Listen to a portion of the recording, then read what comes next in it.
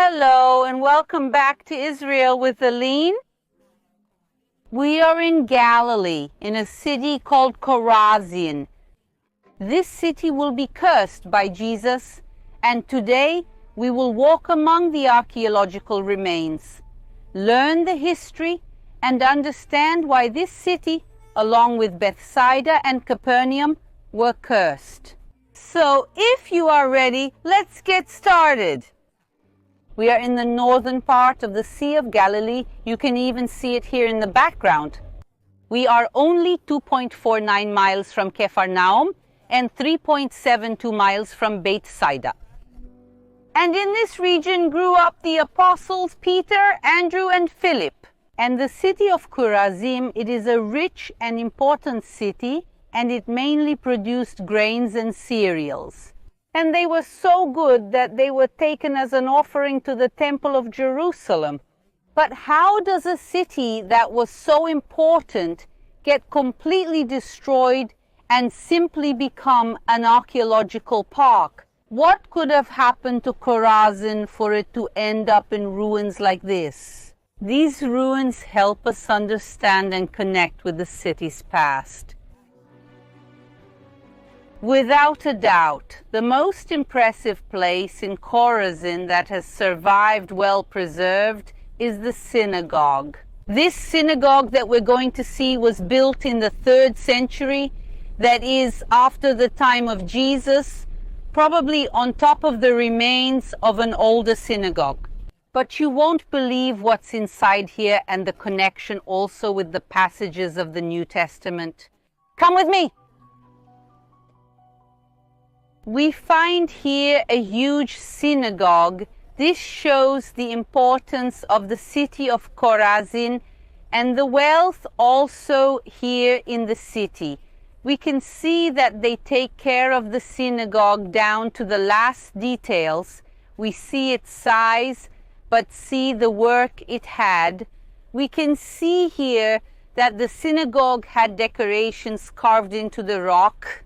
Think that someone here literally thought, as it used to be done, and it was a lot of work. The facade of the synagogue, also a good part of the inside, had this decoration. Now, up to this point, everything is fine. People wanted the synagogue to be a beautiful place, and we find beautiful synagogues all over Israel. But there's one thing here that you find that you don't find in other synagogues, and that also shouldn't be in a synagogue. Come with me and I'll show you.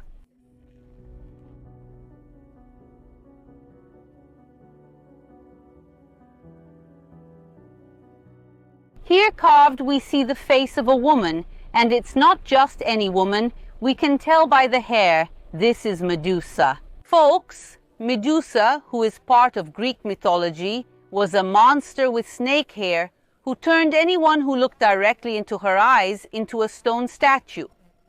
What is a Medusa, who is part of pagan Greek mythology, doing inside a synagogue? And that is the question that remains unanswered to this day, by the way. But we see here represented images, which is already strange, 3D images even stranger, and a pagan image even more strange. So really this Medusa shows us that there was something a bit strange in this city.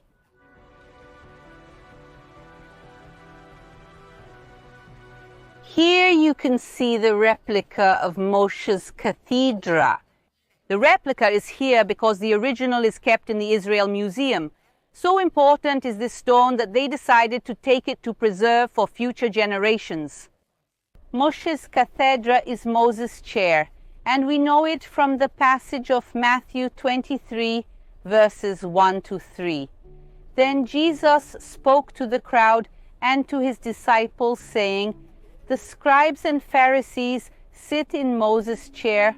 All things, therefore, that they tell you to observe, observe and do.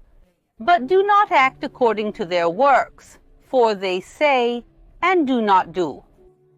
Here in Moses' chair, better said, here sat the person who was being honored, who could do the biblical readings, who could give the sermon, but as Matthew tells us, Sometimes what came out of the person's mouth could be very good, but it did not always correspond with the actions. This is a good reminder that action and speech must always be connected.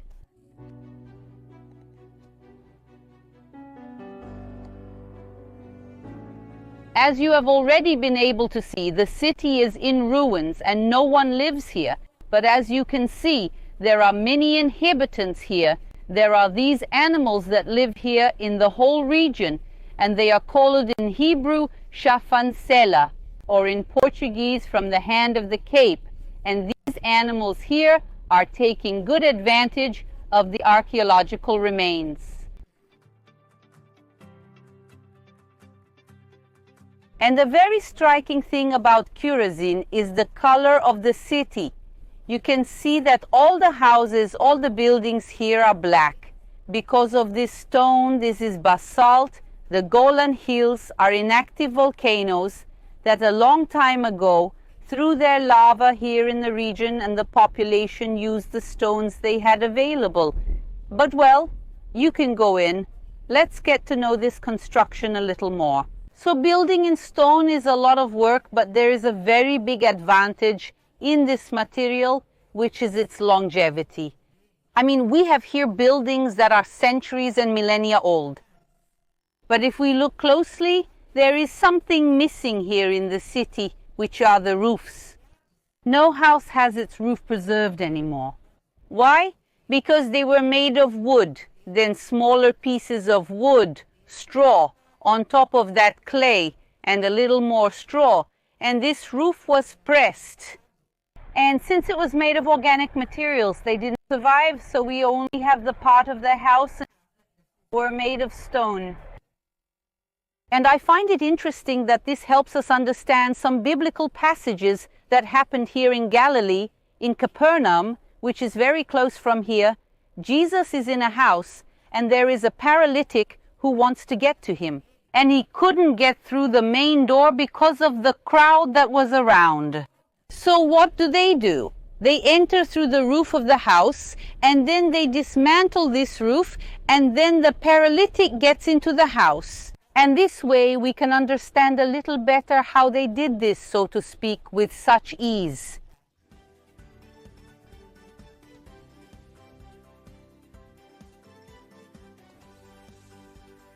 But in the midst of this so impressive archaeology hides a story of a curse.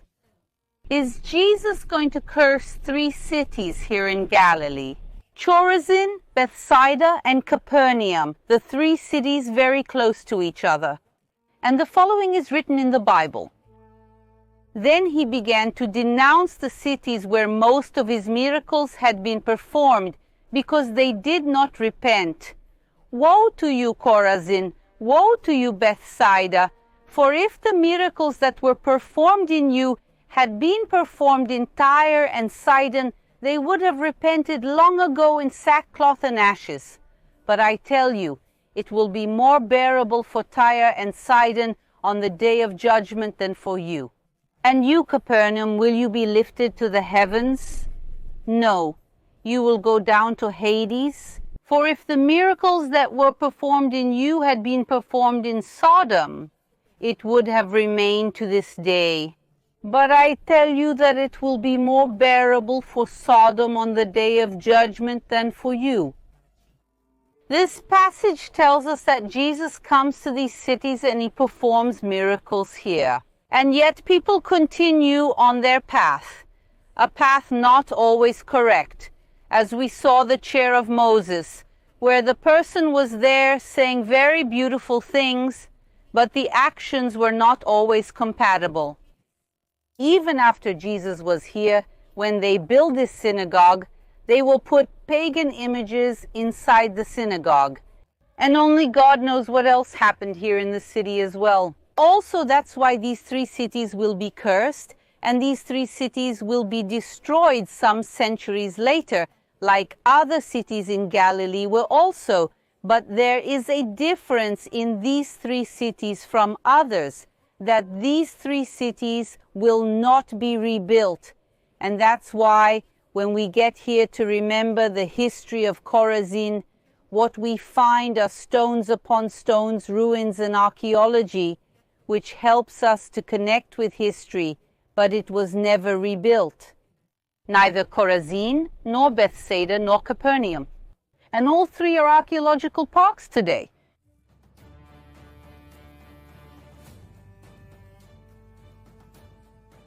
If you enjoyed learning a little more about the cursed city of Corazin, don't forget to like this video and subscribe to the channel. A big kiss and see you next time.